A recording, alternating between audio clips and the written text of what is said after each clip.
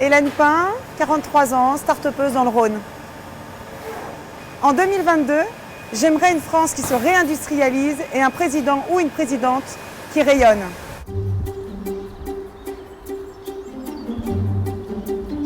J'attends de cette campagne de l'écoute, de la bienveillance de la part de nos candidats et surtout de nous accompagner dans l'innovation de produits fabriqués en France. J'ai créé Gorilla, qui est une start-up qui fabrique des lacets en silicone.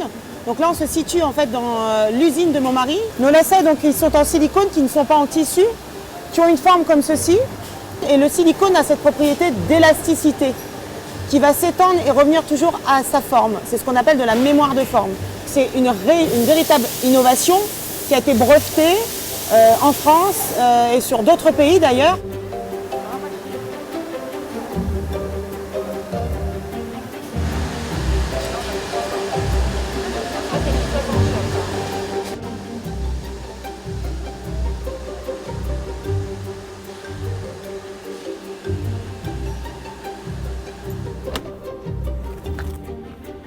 Salut les filles! Comment allez-vous? Du coup, vous avez voulu... Alors, c'est quoi? Vous avancez sur quoi du coup?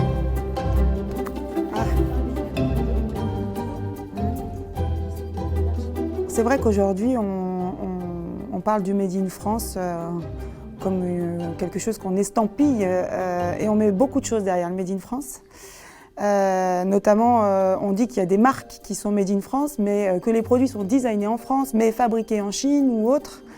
Ça n'a pas forcément de valeur pour moi. Et en plus, ça veut dire qu'on trompe le consommateur. Donc nous, aujourd'hui, on n'a vraiment pas envie de répondre à cela. Et c'est pour ça qu'on n'impose pas un simple tampon de Made in France. On peut affirmer qu'on fabrique et qu'on a contrôlé la qualité et que l'on sait ce que l'on vend. Ça va pouvoir alléger le nombre de mails. Ça va pouvoir alléger. On sait que ce qu'on fait, de toute façon, c'est pour être mieux après, ça c'est sûr. C'est comme ça. On a eu la chance d'avoir cette ouverture par les politiques, justement, par le gouvernement, de pouvoir embaucher et donner la possibilité à des jeunes alternants d'intégrer des entreprises et que l'entreprise puisse, elle, payer ses alternants à moindre coût, entre guillemets, mais surtout avoir des aides pour pouvoir les intégrer et donner l'accès à ces jeunes de pouvoir connaître rapidement le monde du travail et que l'entreprise, elle, puisse se l'offrir aussi.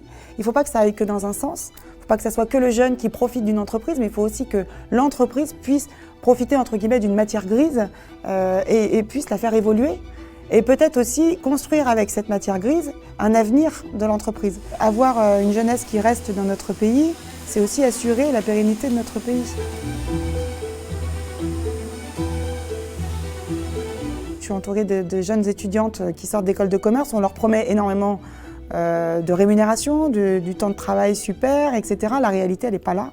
La réalité, c'est de travailler et encore de travailler. C'est d'ailleurs aujourd'hui pas forcément adapté le temps de travail que l'on propose, de dire qu'on fait 35 heures, alors que quand on est dans un monde digitalisé où on est connecté en permanence, c'est ultra compliqué de dire tu dois travailler 35 heures, mais par contre, il faut que tu restes connecté tout le temps. Tout ce qui nous entoure aujourd'hui demande à être flexible, mais on ne rend pas forcément l'être humain flexible.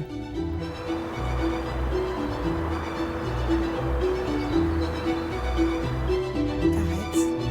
Mais c'est vrai! Ma mamie, elle fait toujours des trucs bons. Non, parce que...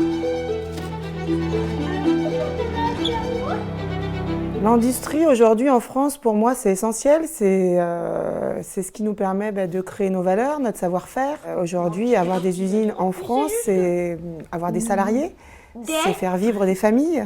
L'industrie française a une vraie valeur qu'il faut connaître et reconnaître. Et c'est d'ailleurs ce que j'attends aujourd'hui de nos politiques, de se dire il faut réindustrialiser la France. Moi, je l'ai bien vu au travers de nos lacets. On a une idée qui est nouvelle, on a une réelle innovation.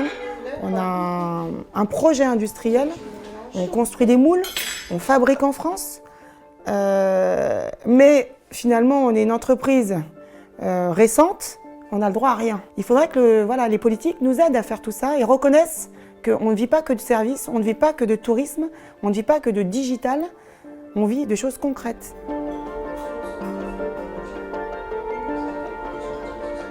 Peut-être qu'il faudrait inverser un peu les choses. C'est pas forcément que la politique qui va avoir un effet sur nous. Je pense que nous, patriotes que nous sommes, on peut avoir un effet sur le politique. Moi, je dis souvent à mes collaboratrices, ayez de la bienveillance, portez la bienveillance sur vous, portez le sourire, portez le bien-être, voilà, et vous verrez que, bizarrement, les choses, elles vous arriveront aussi bonnes que vous les apportez. Donc, oui, on peut attendre des choses de politique, mais peut-être que nous, on peut aussi se remettre un petit peu en cause.